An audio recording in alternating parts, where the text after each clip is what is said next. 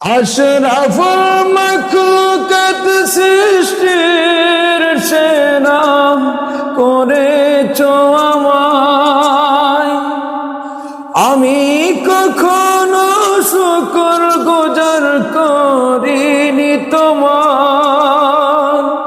সুপ্রিয় বন্ধুরা, আল্লাহ পাক রব্বুল আলামিন চাইলে আমাদেরকে মানুষ না বানায় এরকম ছাগল বানাইতে পারতেন, কিন্তু আল্লাহ তা করেন নাই। আমরা কেন তার শুকরিয়া আদায় করি না? ও রহমান, তুমি আমায় রহম করো,